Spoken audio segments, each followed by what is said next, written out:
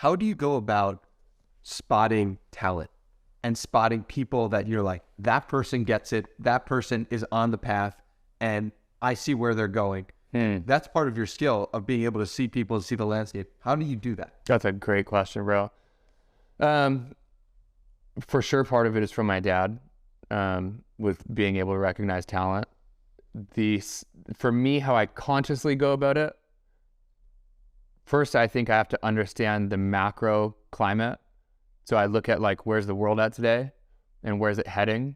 And when I can see that pattern, then I can recognize it in people, that it's almost like it's like the world's heading this way and this person's heading this way. And at some point they're going to intersect, and I can see that that's going to happen.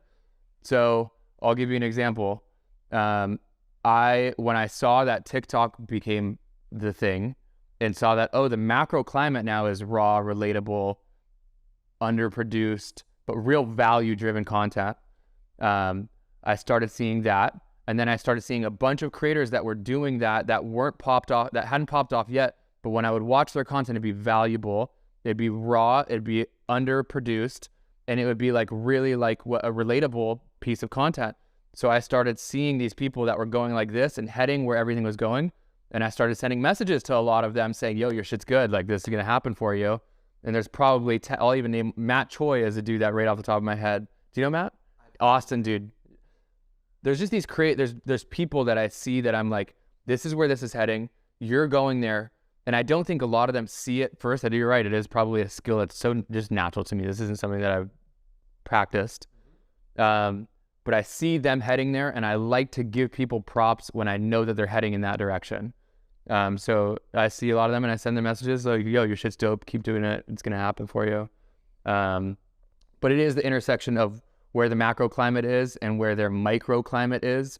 And if I see those two lining up, that's usually when I can see that this is going to be something that's going to work. You said Matt Choi. Are there any others that come to mind where you're like, I spotted this person before they blew up, or I sent them a message? Videographer, a girl, Tamar Clement. She's a TikToker that's popping right now. Victoria Paris is another girl that I think was crushing. Tim Chiusano is a dude that saw his vlogs and was like, this dude's going to be big. Musician, Connor Price, that's popping right now, that looked at his stuff. He was making skits. His music's going really viral right now on Instagram. Somebody right now that I think will be big when we look back at this in 5 years that isn't big at all right now is Arden Jones. Musician, Ardenjones. I'm promising you, I have the same, it's a feeling for me. I see people, I see the culture, I see where they're heading, and it's a feeling for me that I can feel like almost like a, fuck yeah, like this person's gonna do some real shit, in a good way. What does that feel? I just feel like I feel warm, like my heart like kind of like lights up, and I feel like almost like a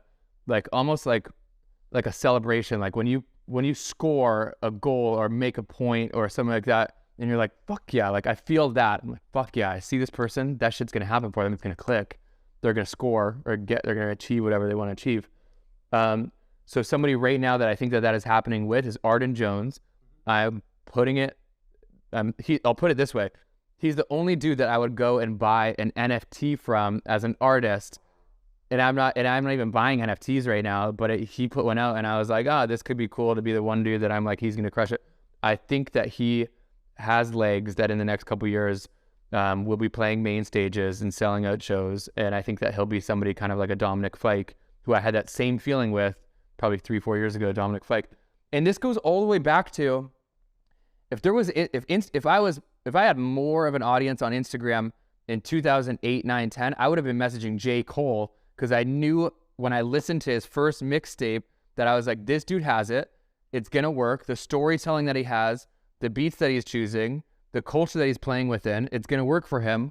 And look where he's at now. So yeah. How do we get better at that skill? Because like you, I'm pretty good in my own lane of writing, and I can tell when people are going to hit. Like it's on the record. Like Dickie Bush, episode 21 now has 500,000 followers, and it's just like, I've done this time and time again. Gary Vaynerchuk, age 13. I'm good at it, but like I don't know how to explain to people or like give people that secret of being good at spotting talent. But like, could you help? How do we get better at spotting talent? If I did, I mean, if this was scalable and this was like a thing, this is like a thing that I would love to be able to teach. I would say for me, it's like spending a lot of time in culture, spending a lot of time meeting genuine curiosity. Because for the 5 that I find that I'm like, yo, these people have it and it does work, there's about 87 that I spend time looking at and consuming to realize that it's not going to work, or to realize, oh, they have it, but it maybe is missing X, Y, and Z, and so it's not going to match up. And so I think that it's the macro climate of where we're at in your relationships with your friends, when you go to a coffee shop and you see what people are doing on their computers or on their phones, what you see on the news, what you see on the TV. It's that plus your own understanding of what is this person doing in their day-to-day life with their content, since that's what today is, in their day-to-day life, that is going to get them that recognition with where the world is at. Where do those meet? I'm going to have to think on that. Yeah. And because I think it's really, I'm going to have to think on it too. I'm going to try and be like, how do I do this more often? Well, the thing is, in a world that is dominated by artificial intelligence and anyone can create anything in any moment, it's going to be the people with discernment that change everything. Because in artificial intelligence, you can have it create a TikTok script, or you could have it create a book even. But can you notice where that book is making you feel? Can you notice the parts of that book that are special? It's like, that is where the skill lies. And the people with the best tastes are going to be the people who dominate the next 50 years, is my prediction. And it's true for the past 20 years as well, and true for when your dad was growing up in hockey and when he was... Here's the way that I look at that, what you just said, is I think that the people that are more emotionally connected will dominate the next 20 years. Here's why. I think that the past X, Y, and Z amount of years have been black and white, and have been more logic and more into like the logical and like thinking rather than intuitive and feeling. And I think that and intuitive and feeling, I also feel like is gray rather than black and white. The issue and the reason why everybody goes black and white, and the issue with the gray, is you can't scale it. It's hard to scale emotions.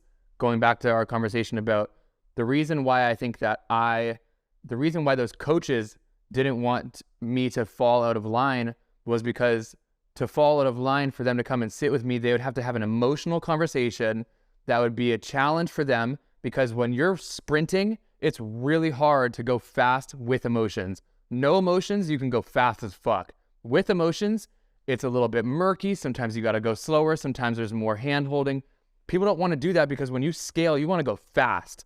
And so I think that the way that people are going to succeed over the next little bit is by doing the things that are more emotional, more gray, less scalable, more intuitive, and more connected, because that's really how you actually build within culture. And that's what I feel like I do a lot of. So, but Gary Vaynerchuk is an example of someone who has scaled emotions and has scaled kindness and has scaled empathy. So like, how do you explain that? And how can we use him as a model for the next 20 years?